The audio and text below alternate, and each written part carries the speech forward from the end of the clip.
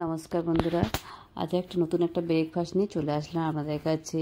যে ব্রেকফাস্টটা খেলে অনেকটা পেটটা ভরেও থাকবে এবং মুখে লেগে থাকবে, সেরকম একটা ব্রেকফাস্ট বানিয়ে ফেললাম। তো এখানে নিয়ে নিলাম কী দেখে নিন।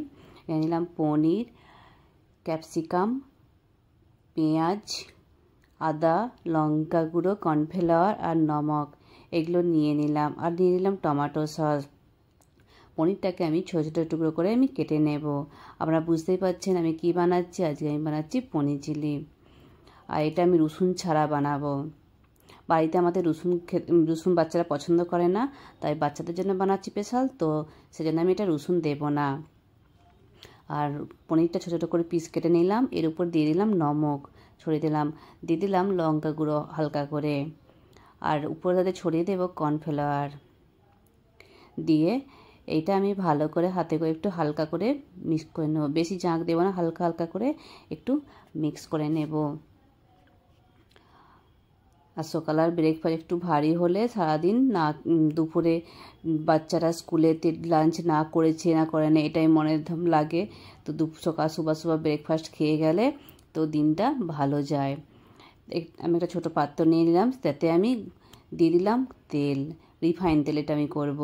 তো রিফাইন তেলেতে আমি দিয়ে দিলাম পনিরগুলো আমি উল্টে পাল্টে হালকা হালকা মৃদু আঁচে ভাজতে হবে। এটা বেশি আঁচ দিলে হবে না, এটা মৃদু আঁচে হালকা করে উল্টে পাল্টে আমি ভেজে নেব। এক পিঠ হয়ে গেছে, তো আমি অন্য পিঠটাও ভেজে নিচ্ছি। এভাবে উল্টে পাল্টে ভেজে নিলাম। দেখুন বেশ ভাজা হয়ে আসছে। আর যদি তেল হালকা হালকা ছিটকায় তো আপনারা একটু হলদি দিয়ে দেবেন। হলদিটা দিয়ে দিলে হালকা হলুদ কালার আসে, কিন্তু এতে তেলটা ছিটকাবে না চারিদিকে। ভাজা হয়ে গেলে তো একবারে ভাজা সম্ভব হয় না, তো আমি দুবার ধরে আমি পনিরগুলো ভালোভাবে ভেজে নিচ্ছি। বাকি পনিরটা ছিল সেইটা। তো আমি এইভাবে পনিরটা আমি ভেজে নিলাম। সেটাও এক পিঠ হয়ে গেছে, তো উল্টো পিঠটা আমি ভালোভাবে ভেজে নিয়েছি।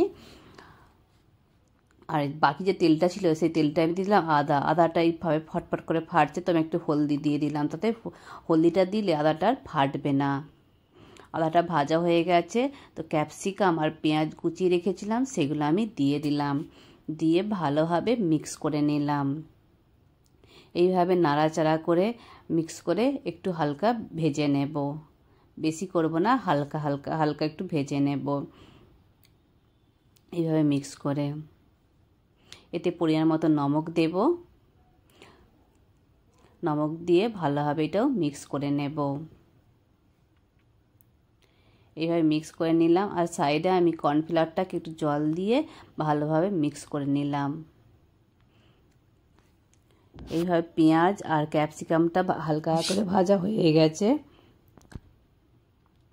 এবার এতে আমি দিয়ে দেব লঙ্কা গুঁড়ো।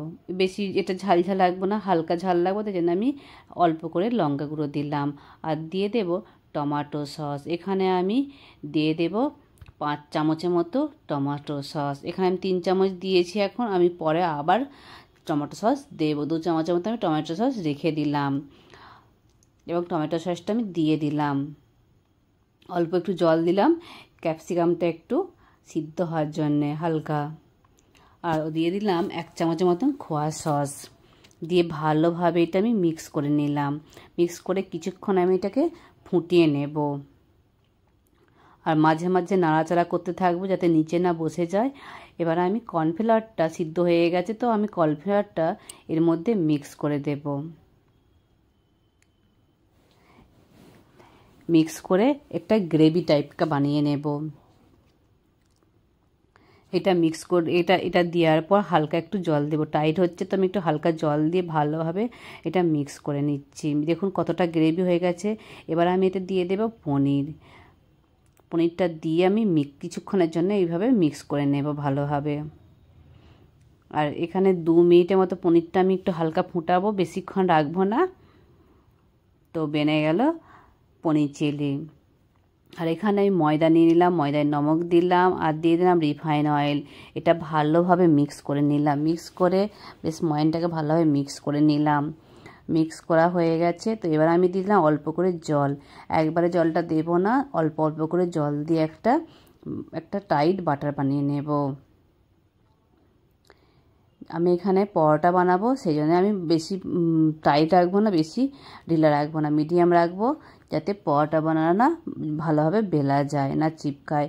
তো এই হয়ে গেছে। তো আমি লেচি কেটে নিলাম। এখানে আমি 5টার মতো পরোটা লেচি কেটে নিলাম এবং গোল গোল করে সাইজ করে নিয়ে নিলাম। এইভাবে গোল করে নিলাম এবং একটা একটা করে আমি পরোটাগুলো বেলে নেব। আমি ত্রিকোণ আকার বানিয়ে নেব, আপনারা চাইলে গোল আকারও বানাতে পারেন। আমি এখানে ত্রিকোণ আকার পরোটাগুলো বানিয়ে নিলাম। এইভাবে আমি একটা একটা করে সব পরোটাগুলো বানিয়ে নেব। আর এই পরোটা আর পনিরের সবজি, চিলি পনির সবজিটা অনেকক্ষণ পেটটা ভরে থাকবে। তো চিন্তা থাকবে না, বাচ্চারা লাঞ্চ না খেলেও চিন্তা থাকবে না যে কি খায় নে। আর এটা খুবই পুষ্টিকর খাদ্য, অবশ্যই বাচ্চাদেরকে বানিয়ে খাওয়াবেন। এবং আমি চলে যাচ্ছি রান্নাঘরে, বাচ্চারা উঠে পড়েছে। আমি এগুলো ভালোভাবে সেঁকে নিলাম একটা একটা করে। এভাবে পরোটাগুলো ভালোভাবে সেঁকে নিলাম। আমি এটা রিফাইন তেল দিয়ে সেঁকলাম, আপনারা চাইলে ঘি দিয়েও সেঁকতে পারেন। তো এইভাবে আমি আমাদের পরিবেশন করে দেখাচ্ছি।